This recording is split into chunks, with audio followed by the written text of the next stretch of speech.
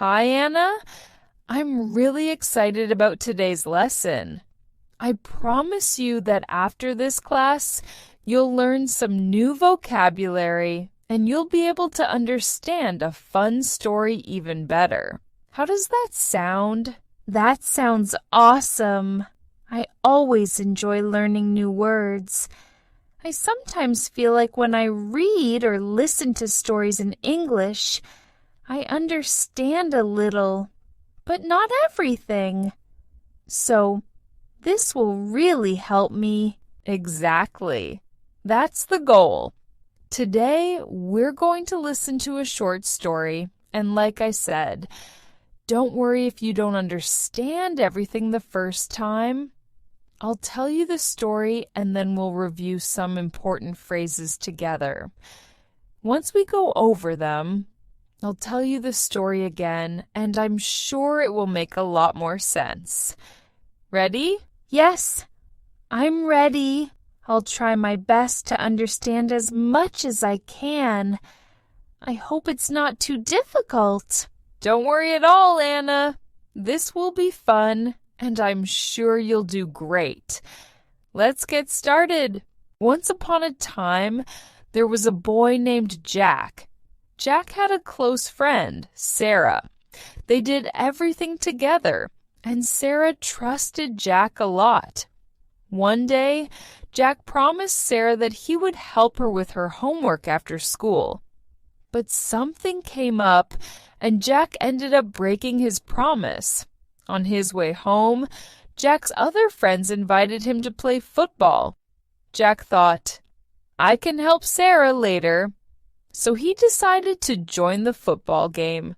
He played with his friends for hours and completely forgot about Sarah. The next day, Sarah was upset. Jack had let her down. She didn't say anything at first, but for Sarah, it was the last straw. She had forgiven Jack many times before, but this time, she couldn't let it slide. Later that day, Sarah went up to Jack and said, You promised to help me, but you didn't. This is the last time I'm letting this slide. Jack felt guilty and realized he had been a bad friend. He apologized and promised to make it up to her. From that day on, Jack made sure to always keep his promises. So, what did you think of the story, Anna? Did you understand most of it? Well, I understood the general idea.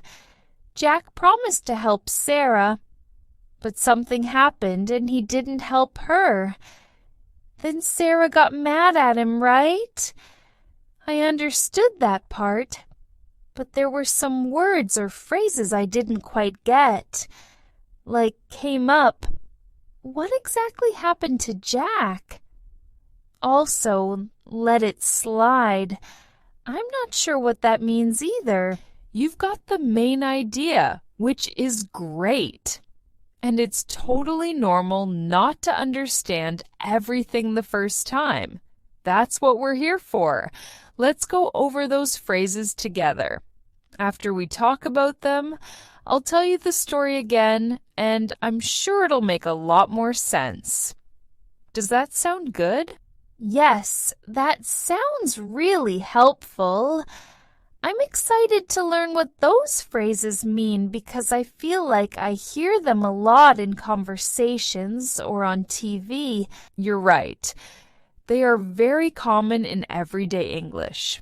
So once you learn them, you'll definitely hear them more often and they'll start to feel natural for you. Let's start with came up.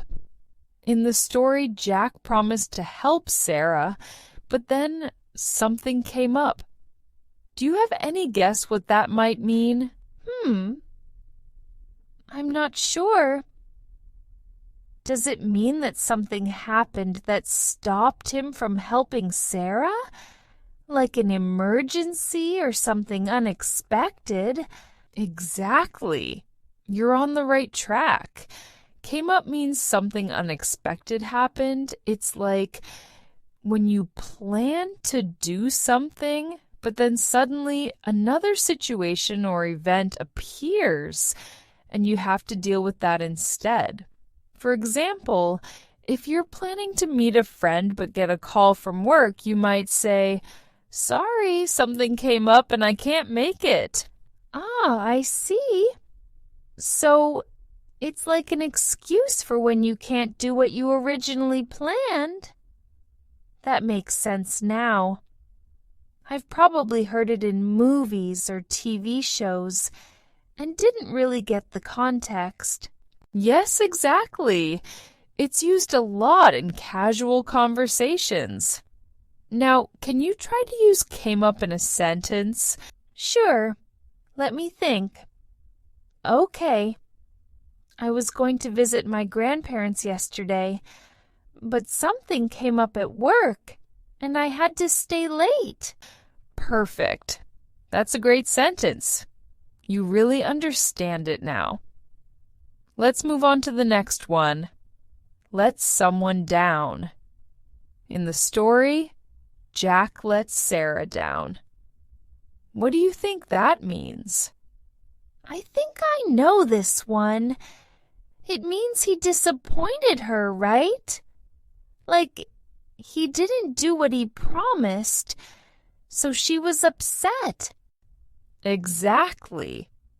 When you let someone down, it means you didn't meet their expectations or you didn't keep a promise, and they feel disappointed. It's a phrase we use when someone we care about is counting on us and we don't follow through. Have you ever felt like someone let you down? Yes, definitely. I had a friend who promised to help me with a project, but when the day came, they didn't show up. I felt really let down because I was depending on them. That's a perfect example. We've all been in situations like that. Now, can you make a sentence with let someone down? Okay. How about this? I told my brother I'd help him study for his exam, but I was too tired, and I let him down. Great job. That's a really good sentence. Now, let's talk about the last straw. Sarah said that Jack's behavior was the last straw. Do you have an idea of what that might mean? I think it means something like she was already upset about other things, but this was the final thing that made her really mad? Exactly. The last straw is the final problem in a series of events that makes someone lose their patience. It's like someone can deal with a few mistakes or issues, but then there's one last thing that pushes them over the edge. Have you ever had a situation where something was the last straw for you? Oh, yes. I was having a terrible day last week. First, I missed the bus. Then I forgot my lunch at home. But the last straw was when I got home and realized I'd lost my keys. I was so frustrated. That's a great example. Sometimes small problems build up, and then one more thing happens, and it's just too much. Now that you know what it means, can you use the last straw in a sentence? Sure. My boss asked me to work late again, and that was the last straw. I couldn't take it anymore. Fantastic sentence. Now let's move on to let it slide. Sarah told Jack, "I'm not letting this slide." What do you think let it slide means? I'm not really sure about this one. Does it mean she's not going to ignore what happened? Like, she's not going to pretend it didn't bother her? Exactly. When you let something slide, it means you ignore a problem or let it go without making a big deal about it. But when Sarah said, "I'm not letting this slide," it meant she wasn't going to ignore Jack's behavior this time. She had forgiven him before, but this time she couldn't. Have you ever let something slide? Yes, sometimes. Like when my friend forgot to text me back, I let it slide because it wasn't a big deal. But if it keeps happening, I wouldn't let it slide anymore. That's a perfect example. Now, can you make a sentence with "let it slide"?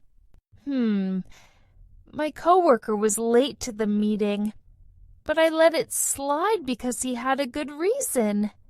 Excellent. You've really understood all these phrases. But teacher, there's one more phrase I didn't understand. Make it up. When Jack said he would make it up to Sarah, what does that mean? That's a great question. To make it up to someone means to do something nice or helpful for someone because you did something wrong or disappointed them before. It's like fixing your mistake by doing something to show you're sorry. For example, if you forget a friend's birthday, you might say, "I'll make it up to you by taking you out to dinner." Does that make sense? Oh, I see. So it's like a way to apologize and make things better. Exactly. It's about making someone feel better after you've let them down. Can you try making a sentence with "make it up"? I forgot my sister's birthday, so I'll make it up to her by buying her a special gift. Perfect. That's exactly how you use it. Great job.